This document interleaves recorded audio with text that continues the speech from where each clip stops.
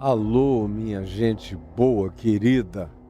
É uma alegria enorme. Obrigado, Jesus, por me dares saúde e por poderes me fortalecer, porque eu ainda estou aqui para ser fortalecido pela tua palavra e pela alegria do Evangelho, que é vida, que é essa erupção de amor eterno que tu colocaste dentro de mim.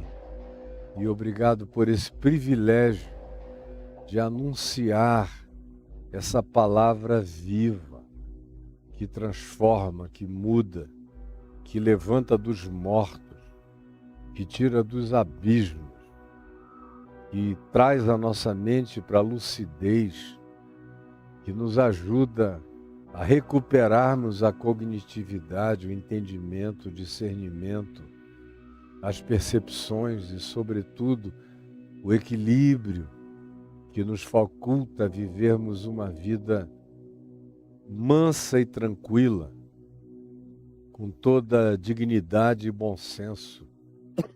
Permite que seja assim conosco, porque é o que eu quero, é o que nós queremos, é o que eu escolho para mim, em nome de Jesus. Amém. Bem-vinda, bem-vindo ao nosso tempo juntos.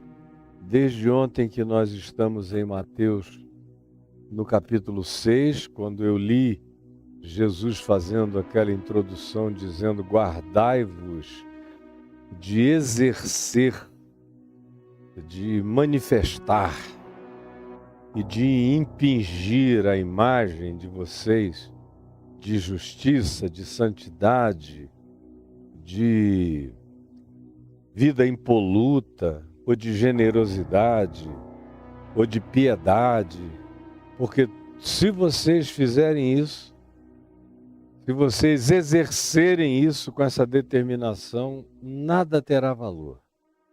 Vocês serão vistos pelos homens, mas vocês serão invisíveis diante do mundo espiritual, porque isso não tem sentido nem valor para Deus. E se você faz essas coisas dizendo que elas são para agradar a Deus, pare! Pare, porque você está sozinho na parada. Jesus não está vendo nada. Jesus é cego para a tua hipocrisia. Ele enxerga a hipocrisia, mas não enxerga como qualquer qualidade, significado ou frutuosidade a produção da hipocrisia. É por isso que ele diz: eu nunca te conheci.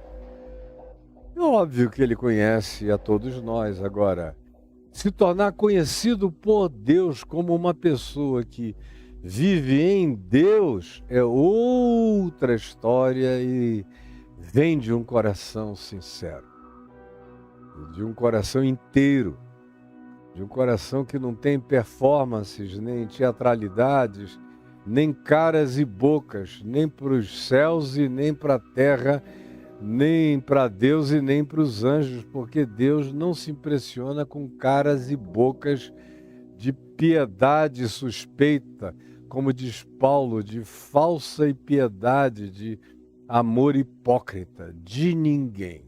Então, nem comece, foi o que Jesus disse ontem. Aí hoje ele prossegue, falando dessa espiritualidade plástica. Começa dizendo: guardai-vos. E eu disse que é uma decisão da gente. Não peça isso a Deus, decida isso em você, de que você não será assim. Guarde-se você, determine isso você. É sua a responsabilidade.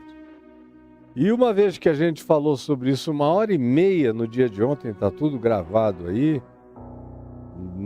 nas plataformas, especialmente no You, e o resto é com você, se tuba ou não tuba, mas está lá.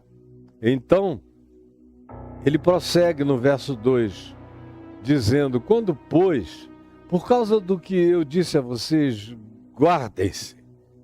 Não pratiquem essa hipocrisia vestida de piedade, disfarçada de santidade, porque é patético e diante de Deus é nojento, é asqueroso. É como Jesus disse, é de fazer Deus querer vomitar.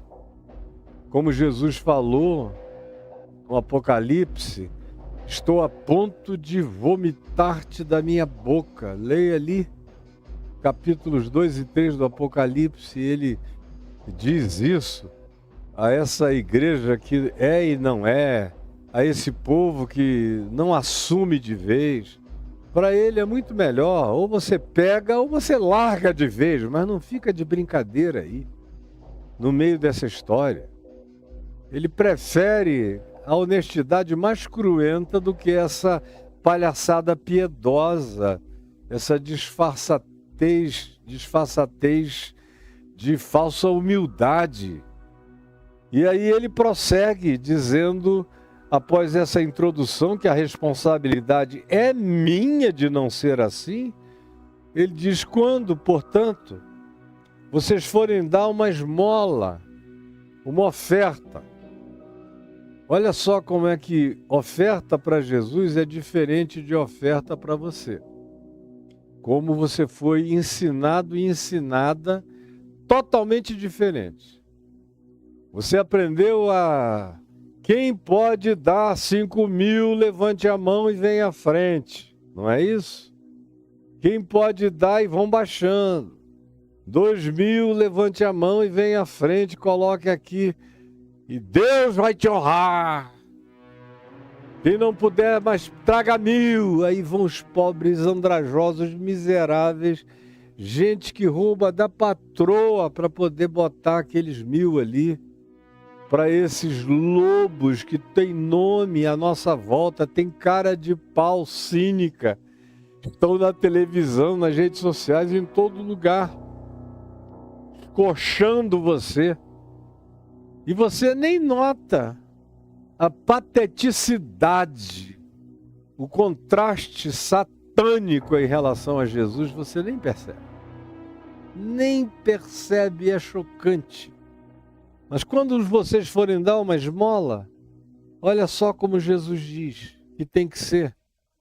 Não façam como fazem os hipócritas, que enchem as televisões de vocês, que arrancam dinheiro do bolso de vocês, que trocam sabedoria que vai enriquecer materialmente vocês por fortunas que vocês pagam para aprender o truque, a magia, o abre-te sésamo da prosperidade dos ladrões. Mas isso tudo funciona à base de oferta. E aí Jesus diz, quando você for dar uma esmola, e a palavra grega define uma ação que é diferente dessa daqui, essa dos nossos dias, beneficia o lobo. Você faz o lobo ficar com cara de leão, rico, poderoso, botando o tapete vermelho para ele sair do carro, cheio de glórias. E você diz, não, Deus está contente comigo porque eu estou abençoando o servo dele, que é um mercenário nojento, com quem até o diabo tem dificuldade de se relacionar, de tão nojento que é. Tem gente aí à volta de você que até demônio tem vergonha, de tanta nojentíssima você não enxerga, né? Quando você for dar a sua oferta, não seja e não faça como fazem os mascarados, os hipócritas, nas igrejas, nas sinagogas, nos cultos, nos ajuntamentos, nas ruas, em qualquer que seja o meio, o modo, a aparição, o veículo. Não façam como eles fazem. Eles só prestam para você saber o que não ser, o que não fazer, o que não ambicionar, o que não almejar, o que é maligno e mentiroso. Só serve como antítese do inferno em relação à verdade do Evangelho. Não deu para entender ainda? Jesus diz, não façam assim. Não entrem nesse esqueminha só porque todo mundo faz, você já caiu dentro dessa arapuca, com isso tudo montado, mas não é assim. Você não se deu nem ao trabalho de querer saber como é que eu ensino a viver e a praticar as coisas que dizem para você praticar e você pratica de maneira totalmente equivocada, mentirosa, enganada e trágica. Não é possível que você não compreenda, porque está mais do que claro, ele diz. Então não faça como fazem esses hipócritas sobre os quais o juízo é certo. Porque se vocês fizerem assim, em verdade eu vos digo que você já recebeu o que tinha para receber. Que é só a visibilização, a promoção da sua imagem falsa, a admiração plástica, a manifestação de contornos totalmente artificiais e dessignificados. É só isso que você vai receber. O seu galardão é o vazio, é o vácuo, é o nada. Seu galardão é a luz apagada para sempre. O seu galardão é luz nenhuma, é mentira. A mentira falsifica a realidade, portanto, ela imerge você na treva do coisa nenhuma, é o que a mentira produz, gera para você. Nada que não seja verdade continua. Tudo que seja mentira só engana os olhos distraídos dos tolos, mais tolos ou tão tolos quanto você. Mas não deixa e não permite que nada perdure de qualquer significado para a sua existência em tempo nenhum. Você está só, está vazio, está nu, como disse Jesus à igreja de Laodiceia, pobre, cego, infeliz e nu, embora jactante, cheio de plasticidades, de imagens da falsidade, do estelionato. Você já recebeu tudo que ia receber. Entre aí nessas filinhas, vá lá, dá oferta para Deus. O bolso de Deus é o bolso do teu pastor. Ou então faça como aquela piada do padre do pastor de antigamente, que ainda era um cara santo. Eu conheci essa piada há quase 70 anos atrás. E um rabino esperto. Aí cada um dizia o que fazia para ficar com o dinheiro do dízimo.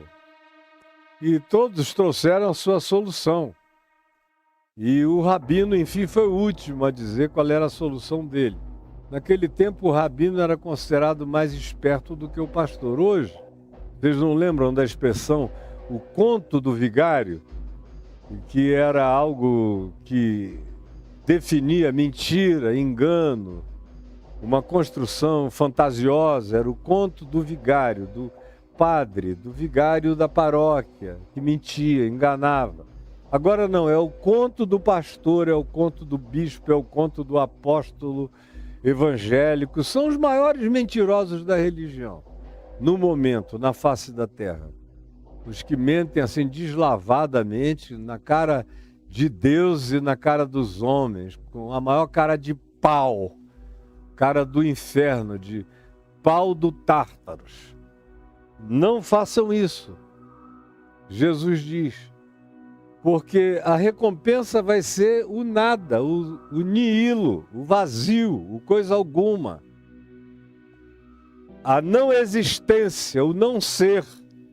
Não brinque disso, porque o rabino, na piada que eu já ia esquecendo de terminar, dizia ao padre e ao pastor, eu não. Eu resolvo o problema do dinheiro de Deus o seguinte, já que Deus é o meu Deus, é o único Deus, é monoteísta, portanto a minha fé, e eu não estou dividido numa multidão de Deus, eu pego o dinheiro todo do dízimo, jogo para cima. O que Deus pegar é dele, e o que ele não pegar, ele não quis, é meu. Você fique sabendo que quem dera eles pelo menos jogassem para cima. Nem para cima jogam. É em cima deles. Eles é que nadam na grana, como os tio Patinhas do passado, só que totalmente endemoninhados de maldade. E você botando a grana lá, ajudando a fabricar esses impérios da mentira, que são uma das coisas mais horrorosas que uma sociedade pode ter, é esse tipo de igreja falsificadora de tudo, não tem nada que não seja plástico, falso, artificial e mentiroso. E você é o contribuidor, é mantenedor dessa fábrica de estrelas de boneco de plástico, de bonecas de plástica. Tem a aparência de que vive, mas está morto, não tem nada vivo lá. E você contribui. Jesus diz, não faça isso, guarde o seu coração de não praticar a vida assim, de não desenvolver essa espiritualidade totalmente sintética, que não tem cheiro nenhum de natureza de verdade, não tem organicidade, não tem realidade, não tem nada a ver com vida segundo Deus. Não faça assim, porque senão você se iguala àqueles cujo galardão é o vazio absoluto, a treva total, o nada. Você escolheu a falsificação, o que você tem como galardão é a verdade de coisa nenhuma, jamais para a sua vida. Você está investindo em nada, você está botando o seu dinheiro contra você mesmo. Aí Jesus diz, tu, diferentemente disso, tu, porém, ao dares a tua esmola, ignore a tua mão esquerda, o que tu estás fazendo com a tua mão direita. É um lugar onde, não sendo uma coisa que abale as finanças familiares, é um direito que eu tenho de fazer sem nem comunicar à minha esposa. É um direito que a minha esposa tem de fazer sem nem me comunicar. Eu nunca perguntei a ela quanto ela deu de oferta para ninguém, nem para coisa alguma. Como eu também, se não for uma quantia que vai ser notada e fazer falta no nosso cotidiano, aí eu explico só para ela, olha, essa pessoa está com uma dificuldade muito grande, então eu vou tirar isso aqui do nosso para ajudar a ela. E ela faz a mesma coisa comigo, mas dependendo dos termos da proporção. Do contrário, nem ela fica sabendo, nem eu fico sabendo, e nem quero ficar sabendo. Esse é um direito ao segredo que faz parte do meu direito e necessidade e realidade de preservação de significado espiritual na minha interioridade, das minhas decisões mais profundas do coração, na presença de Deus em relação ao meu próximo. Não saiba a tua esquerda o que faz a tua direita. Mas hoje em dia não, você televisiona, você filma e bota no Instagram sua oferta. Você revela tudo, você conta para todo mundo, você quer que o mundo inteiro saiba. Porque você quer ser louvado, louvada. E tanto mais quanto você fique assim, mais coisa nenhuma e nada te tocarão como galardão de benefício eterno para o coração. Jamais. Você matou o futuro da sua eternidade, se é que a gente pode associar e não pode. Tempo e espaço não cabem no significado de eternidade. É só uma expressão de linguagem forçada aqui para você compreender isso como linearidade. Você está acabando com tudo em nome de uma espiritualidade mentirosa que te ensinaram. E se isso não fosse assim como Jesus diz que é, eu não teria perdido tempo falando tanto sobre isso. Mas ele falou sobre esse tema da hipocrisia mais do que sobre qualquer outro tema. O tema do inferno é marginal. É marginal perto do tema da hipocrisia, que é essencial e central no Evangelho. E ele investe um tempo enorme nos enganos da hipocrisia, da falsificação, da plastificação, da imitação, da teatralização, que pretende performar para Deus e para os homens, como se o Senhor fosse um ídolo morto que, tendo olhos, não vê, tendo mãos, não alcança, tendo boca, não fala, tendo ouvidos, não ouve. Você chegou a esse nível de estupidez, a ponto de reduzir Deus a essa coisificação menor do que qualquer coisa. Não faça assim. Ao contrário, seja discreto. Guarde isso no coração, para que o Deus que vê, veja.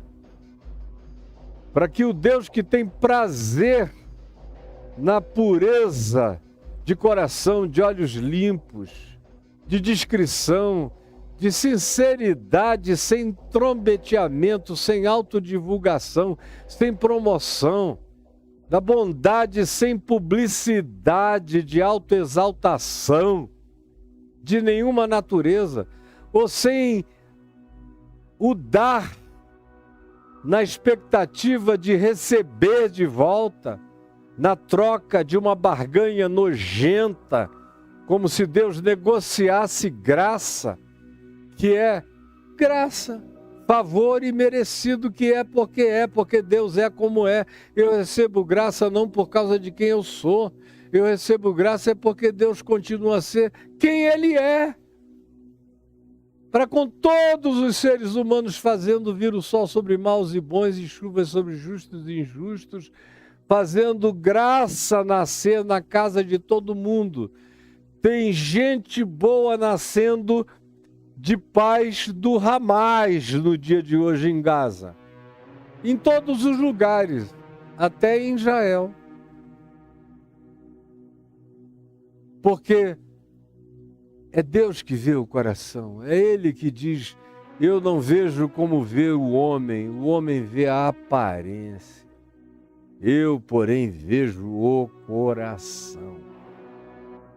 Tu, porém, ao dares a tua oferta, a tua esmola, tua oferenda, a tua esquerda não deve saber o que acabou de fazer a tua direita, para que essa tua oferta fique em secreto. Fique em secreto, porque Deus não está preocupado com nenhuma publicidade de bondade particular de nenhum de nós. Ao contrário, a preocupação em fazer isso demonstrado mata a causa do eventual significado que aquilo teria. Mata, aborta o significado da doação, da entrega, da generosidade. E se não houver nenhuma alternativa, aí você ajuda publicamente, porque não tem como deixar de ajudar. Mas se você puder fazer chegar a sua ajuda sem nenhum tipo de autopromoção a respeito, faça isso. Faça no secreto, faça na discrição. E faça isso quieto. Não conte nem para a sua maior paixão. Faça diante de Deus, para que isso seja seu e de Deus. Seja a sua pedrinha branca, com Deus, o seu segredo com Deus, a sua individuação com Deus, a sua intimidade com Deus. É só assim que nasce uma verdadeira espiritualidade no coração de algum de nós. Sem isso, qualquer tentativa de espiritualidade é só arremedo para lá e para cá, é só desempenho, é só performaticidade de idiotas. Mas se você de fato tem um pai que é real, que é verdadeiro, que você conhece mesmo, ele não é um Deus para além das nuvens, não é uma coisa, nem um conceito, nem uma doutrina, não é nada disso. Ele é teu pai, que te habita, que mora em ti, que vive em ti, você é nele. Então, creia que essas coisas que acontecem no secreto são estrondosas nos céus. Elas estrondam, elas trovejam no santuário de Deus, na presença de Deus. Ninguém viu no mundo, mas os céus estrondaram. Principados e potestades se perplexificaram ao ver a certeza que você tem de que o seu Pai Celeste enxerga, conhece, discerne, escuta, escrutina, esquadrinha mente e corações, e que você existe e vive na presença do Deus vivo, ante quem a gente se apresenta em justiça, verdade, luz, sem mentira, engano e falsidade, porque eu sei quem é Deus, Ele é o meu Pai, e eu não brinco de vida na presença dEle. Se você sabe que Deus é assim, e se você quer ter uma relação desse nível com Deus, relação com Deus não é pública. Eu tenho minhas manifestações públicas de testemunho de Deus na minha vida,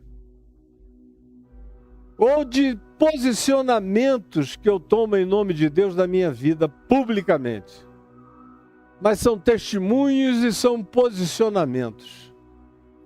Porque na realidade a minha vida com Deus acontece no secreto do meu coração, da minha mente.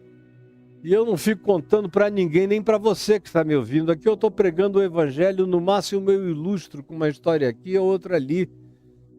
E quando não é alguma coisa que tem a ver com fé e experiência pessoal, quando tem a ver com dinheiro, doação, oferta, eu sempre se ilustrar, conto história de alguém ou de outros, mas não minhas.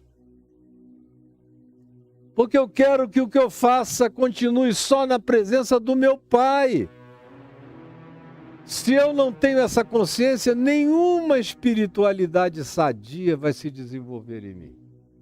Eu só vou praticar a espiritualidade da performaticidade, do show, da turnê de pseudo-piedade, que é o que acontece com uma quantidade brutal de pessoas que estão aqui comigo, me vendo, e outras em tantos outros lugares, em número muito maior, nesse exato momento.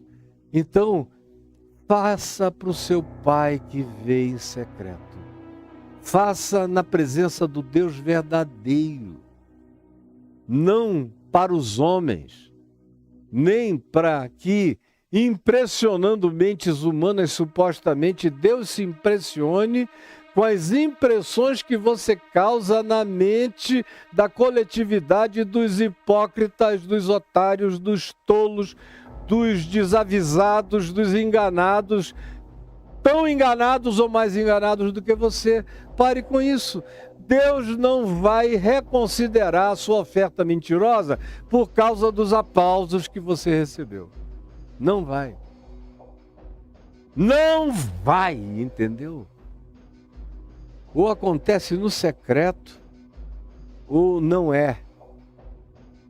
Porque quem não faz no secreto não crê de fato em Deus.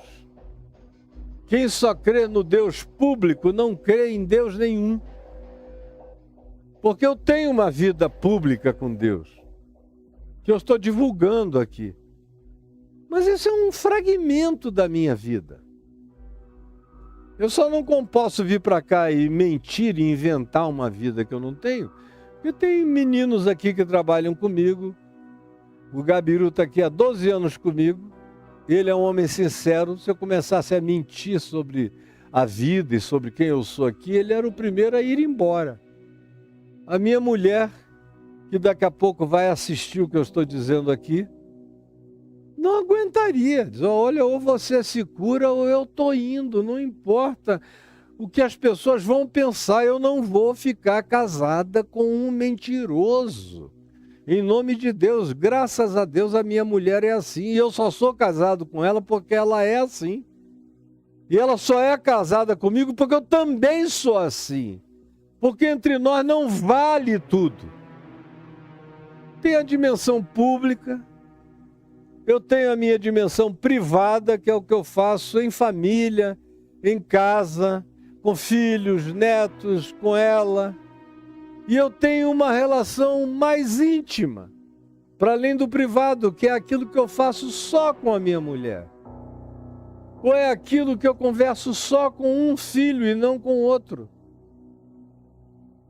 Porque até entre filho e filho você tem intimidades particularizadas, você tem os seus secretos pessoais, porque cada um deles é um indivíduo.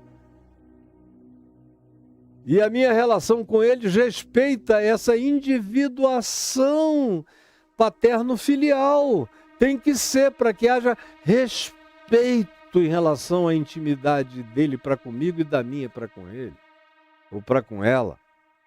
E eu tenho um outro nível, além do público, o privado, tenho o íntimo, eu tenho o secreto consciente, que é aquilo que só acontece no ambiente da minha mente, do meu pensamento, que eu não divido nem com a minha mulher, não divido com nenhum dos meus filhos, nem no ajuntamento familiar, nem na particularidade de algumas intimidades, porque não são para eles. Tem a ver muitas vezes com outros, ou tem a ver comigo, ou tem a ver com algum deles, mas que não é algo para ser compartilhado com mais ninguém, e que fica apenas no ambiente do santuário da minha mente, desse santo lugar da minha mente. E tem uma outra dimensão que habita o santo dos santos do meu inconsciente, aonde nem eu penetro todo dia, aonde eu tenho que buscar a auscultação de verificação interior, pesando, medindo e sondando o meu próprio coração e me abrindo para Deus, dizendo: Senhor, Tu me sondas e me conheces. Tu sabes quando eu me assento, quando eu me levanto. De longe Tu conheces os meus pensamentos. Tu conheces eles todos. Ainda a palavra me não chegou à boca e Tu, Senhor, já a conheces toda. Tu me cercas por detrás e por diante, e sobre mim Tu pões a Tua mão. Tal conhecimento é elevado demais para mim, é excelente demais para mim, é sobremodo elevado. Para onde eu me ocultarei da Tua face? Para onde eu me esconderei do Teu Santo Espírito? Se eu subo aos céus, lá estás. Se eu faço a minha cama no mais profundo abismo, lá estás também. Se eu tomo as asas da alvorada nos oceanos mais largos do planeta, ainda lá me haverá de guiar a Tua mão e a Tua destra me susterá. Se eu digo: a luz ao redor de mim se fará trevas, até as próprias trevas não te serão escuras, pois para ti as trevas e a luz são a mesma coisa, pois tu formaste o meu interior. Tu me entriteceste no seio da minha mãe. Tal conhecimento é maravilhoso demais para mim, é sobremodo elevado, eu não o posso atingir. Mas é com essa consciência, com essa espiritualidade, com essa decisão, com essa disposição, com essa escolha que eu defino que tipo de vida espiritual eu quero ter. Aliás, só existe esta vida genuinamente espiritual. O resto, todo o resto é falsificação. Se não for assim, Jesus está falando para um povo originalmente judeu. Para judeus tem que ser assim, para cristãos tem que ser assim, muçulmanos tem que ser assim, espíritas kardecistas tem que ser assim, cultos africanos tem que ser assim, ameríndios tem que ser assim, budistas tem que ser assim. Em qualquer lugar da terra, quem quer que, sabendo ou não está sabendo, tangendo ou não tangendo, com consciência maior ou menor ou quase nenhuma, quiser ter alguma relação com Deus, tem que ser assim. Porque Deus não é Deus de religiões, nem de montanhas, nem de geografias, nem de sagrado algum. Sagrado algum. Ele é o Deus Santo, que perscruta a profundeza do coração dos homens. É por isso que Paulo diz em Romanos 2:16, que vai chegar aquele dia quando Deus vai abrir os segredos dos corações dos homens. Aí a gente vai ver espalhado por toda a terra, como disse Malaquias no capítulo 2, como gente que não sabia de nada ofereceu a Deus cultos muito mais sinceros e acolhedores pelo Senhor dos que os que achavam que sabiam e que tinham as certezas corretas sobre o Deus único, mas que mentiram descaradamente diante dele o dia inteiro a ponto de se tornarem seres asquerosos e insuportáveis, porque Deus abomina a mentira praticada como solenidade, como piedade, como falsificação na cara do Eterno. Abomina, aborrece. É uma das coisas que ele mais tem como absolutamente insuportáveis, fique sabendo disso. Portanto, se você quer ter pai, se você não quer ser bastardo, você tem que ter essa espiritualidade. As outras são as espiritualidades do bastardo. Do que não tem pai, não tem intimidade com o aba, com o painho, com o paizinho. Não deita no peito dele na cama.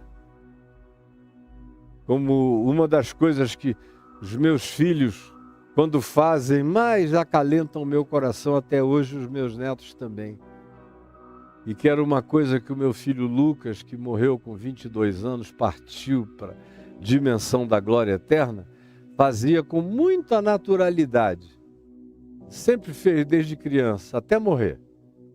Ele às vezes chegava da rua cansado, não queria nem saber, vinha, se jogava em cima de mim na cama e ficava ali deitado em cima de mim, e meu coração se enchia daquela alegria.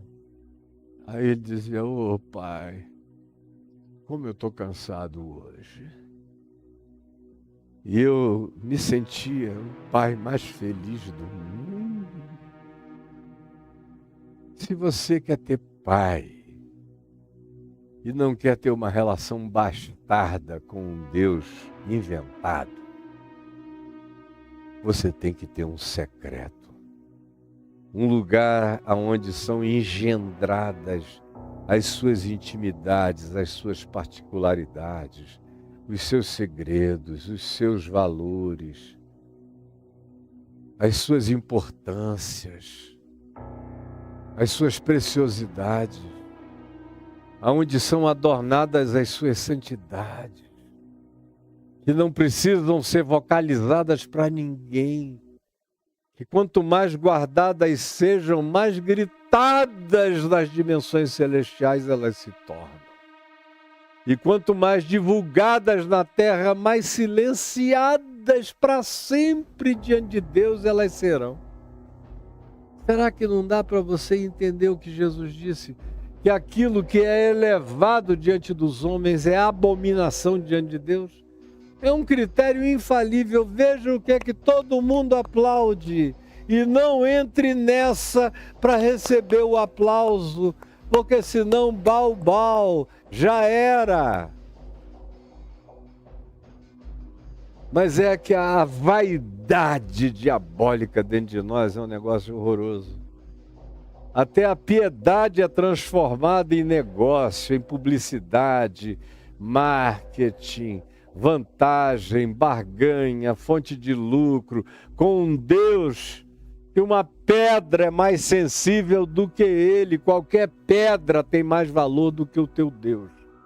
O Deus que aceita a barganha do dinheiro no altar da mentira. Agora, se você quer ter pai, você precisa ter um secreto, um lugar só seu e dele, aonde a vida mais rica, mais profunda, mais linda está se desenvolvendo, se engendrando, como eu tenho dito, nessa gravidez de Cristo crescendo em mim. Tem que ter essa descrição da espiritualidade de Jesus, que foi engendrado pelo Espírito Santo no ventre de Maria, nasceu e não falou nada a respeito dele mesmo. Aos 12 anos no templo, ele deu demonstrações de uma sabedoria que calava a todos os acadêmicos e mestres do Sinédrio de Israel, com 12 anos. Mas ele mesmo ficou em silêncio até os 30, cultivando o secreto. Você veja a vida pública de Jesus, de 3 anos e meio, mais ou menos, foi a pontinha do iceberg, a pontinha do iceberg de uma coisa imensamente infinita que habitava o secreto dele com o Pai. Como tantas vezes ele diz, ninguém conhece o Pai senão o Filho e aquele a quem o Filho quiser revelar, assim como ninguém conhece o Filho senão o Pai e aquele a quem o Pai o quiser revelar. Se Deus quiser que alguém saiba quem eu sou, Ele fala com as pessoas. Meu Deus é vivo. Eu não preciso fazer propaganda de mim mesmo para Ele dar testemunho de quem eu sou no coração de qualquer pessoa, em qualquer lugar. E eu não preciso papagaiar nem propagandear, porque eu não quero perder o meu lugar de secrecy, de segredo na presença do meu Deus, esse lugar desse santo dos santos da minha intimidade, aonde a minha verdadeira espiritualidade é forjada, é criada. Quanto menos declarada, mais profunda ela se torna e mais frutuosa ela se visibiliza.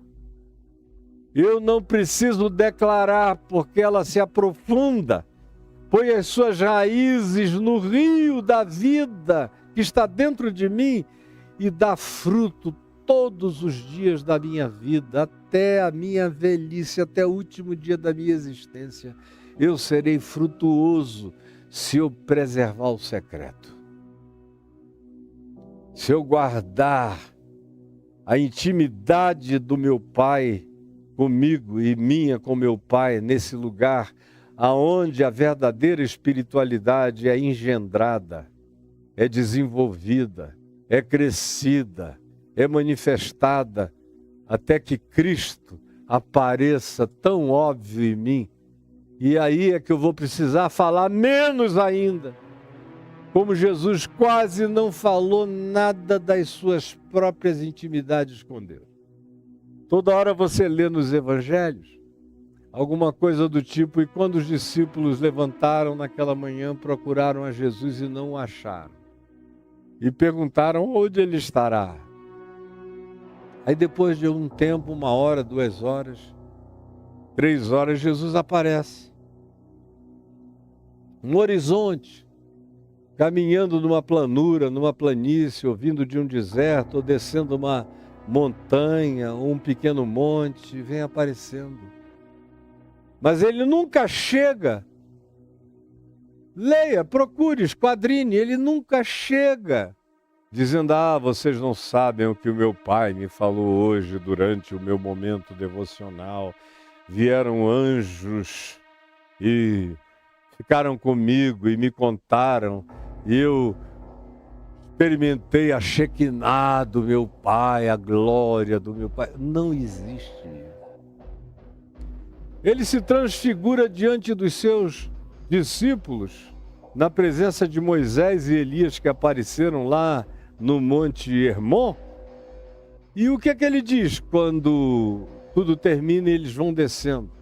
Ele diz aos discípulos dele: a ninguém conteis a visão, a ninguém conteis a visão. A ninguém conteis a visão. Você ouviu, seu hipócrita, profeta mentiroso? A ninguém conteis a visão. Porque ele guarda o santo dos santos do secreto da sua espiritualidade com o Pai. E eu tenho Pai, e o Pai me tem. O Pai me sabe, e eu sei o Pai. E o meu Pai que vem em secreto é quem me recompensa. É dele, é com ele, é para ele que eu quero viver e desenvolver o crescimento dessa espiritualidade que não pode ser desenvolvida como publicidade, como marketing, como palco. Eu vejo as pessoas, os adoradores de Deus. Antigamente teve essa onda, um tempo de idiotice, como todos, continuamos na mesma idiotice, mas era a idiotice dos levitas, né? Vocês vejam como tudo é tão mentiroso que acabou. Cadê os levitas? Eles nunca foram levitas mesmo, isso acabou em Cristo. Os levitas morreram na cruz com Jesus. Eu vivo sob uma outra ordem que não tem nada a ver com nenhuma ordem de Moisés, nem com a tribo de Levi. O meu sacerdócio é segundo a ordem de Melquisedeque, é segundo Jesus, o Cristo. E houve mudança de ordem sacerdotal, por isso houve mudança de lei. Por isso eu estou sobre a lei do Evangelho da Graça e não mais sobre a lei das visibilizações de Moisés. Por isso com Moisés a tábua era de pedra. E no Evangelho o mandamento é inscrito no coração. A diferença é absurda, você não enxerga porque não quis. Mas eu peço a Jesus que essa palavra singela, você veja que não tem nenhuma elaboração no que eu estou dizendo. Não tem citação sobre ninguém. Eu não preciso ir procurar o que é que pais da igreja, monges do deserto, ninguém falou sobre isso. Não preciso, porque eu sei. É para mim, é para você, é para quem quiser. É para quem vier. E está aqui, para nossa experiência, a começar de agora, se você quiser jogar para trás o plástico todo da sua vida. Toda essa artificialidade na qual você foi condicionado, comece agora. Dê um basta ao palco da sua existência. Dê um basta. Porque quem vai sutilmente transformando a sua espiritualidade em palco, em performance, em demonstração, são os adoradores. Adorando, dançando, nos bastidores, saindo no pau, no palavrão, na mentira, na raiva, na disputa, na inveja. Tudo mentira, todo mundo nojento. Pare de se enganar, pelo amor de Jesus. Você está pensando que está enganando a quem? Você é apenas um discípulo fiel da mentira de Satanás e nada além disso, você entendeu? Então, para com isso hoje, em nome de Jesus. Dê uma chance à sua vida. dê uma chance à graça, dê uma chance à verdade, dê uma chance à luz, dê uma chance à intimidade, à privacidade, ao secreto. Dê uma chance à verdade do Espírito de Deus em você, para você, com você, no secreto do seu ser. É muito difícil entender isso. Ou então me diga, Caio, eu não quero, na realidade eu não gosto de nada disso, está tudo bem na falsificação e eu vou continuar desse jeito mesmo. E aí? Bom proveito do coisa nenhuma, bom mergulho no nada. O teu inferno é o nihilo, é o coisa alguma. Deus criou chamando do nada. Ele descria jogando no nada. É o inferno do nothingness. Para lá é que a maioria dos religiosos vai. Quando morre, morre. Acaba e acaba e acaba e acaba e acaba. Jesus, eu peço que essa palavra simples, singela, quase infantil, e que eu busco tornar cada vez mais fácil, mais simples, mais compreensível, para a inteligência de qualquer criança, para a percepção de qualquer jovenzinho, para qualquer pessoa, mesmo para menos capacitada cognitivamente, eu sei que quem quer entende. Além do que, eu sei que o teu Espírito sopra a verdade para além da intelecção humana, assenta a verdade como intuição no coração, e mesmo quem não consegue entender ou nem ouvir, porque não tem audição sensorial, percebe a verdade pela expressão da minha sinceridade, na minha face, nos meus olhos, no meu rosto. Que o meu coração corresponda ao meu rosto. É o que eu te imploro todos os dias da minha vida, para que as pessoas vejam a tua verdade falada pela minha boca, expressa no brilho do meu olhar e no fruto da minha vida e na coerência de uma existência silenciosa, mas que é gritante diante de Deus, dos anjos e de todas as dimensões celestes, porque aquilo que é oculto diante dos homens é público diante do Pai que está nos céus. É o que eu te peço, que tu nos ensines a crer, a viver e a praticar, para que a nossa existência não seja um desperdício horroroso. Em nome de Jesus. Que a sua vida não seja um desperdício horroroso. Tem muita gente que está passando a vida inteira por esse planeta, dizendo que está servindo a Deus. Não, estão se enganando em nome de Deus a vida inteira, sem proveito algum. É por isso que você é angustiado, angustiada, infeliz, vazio, cego, pobre, infeliz, miserável. Pode ter dinheiro, pode ter bens, pode ter tudo, mas você tem e não se satisfaz. Você come e não se sente satisfeito. Você obtém, mas não se planifica. E você vai se atropelando enquanto existe e enganando-se a si mesmo, em nome de uma espiritualidade que tem o cheiro do plástico que acabou de sair de uma máquina de falsificação, de aparências, e somente isso. Que o Senhor te defenda disso, que você se defenda disso, porque o Senhor te deu o poder de dizer, guarda-te disso. É você que tem que olhar para o coração e tomar a decisão agora, de se guardar dessa plastificação de espiritualidade com cheiro de fábrica. Só isso. Agora, você que está aqui comigo já viu o QR Code aparecendo por aí. Vá lá com o seu celular e aponte a câmera na direção dele. Você vai cair em cima dos ambientes de contribuição do meu ministério.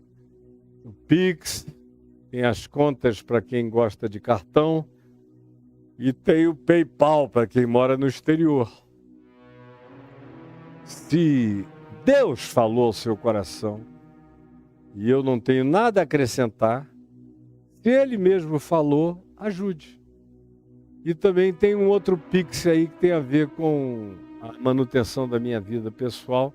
Se porventura Deus falar alguma coisa contigo, faça o que Ele mandar você fazer. Quanto ao mais, a gente volta amanhã nessa sequência. E amanhã a gente vai ver a espiritualidade da oração. Hoje a gente falou sobre a espiritualidade da doação, da entrega, do dinheiro que viaja pela minha mão, pelos bens que passam por mim e que precisam chegar a outros. E Jesus nos ensinando mais uma vez que o fim é fazer chegar a outro. Os fins, todavia, não justificam os meios. Eu quero que chegue a um outro, então que eu faça isso pelos fins certos, porque os fins corretos pré-existem nos meios e habitam as causalidades dos princípios. Que o Senhor te ajude a entender a espiritualidade de Jesus, para que você não labore, não perca o seu tempo à toa nessa existência, sem proveito algum. Deus te abençoe. Fique com Jesus. Amém e amém.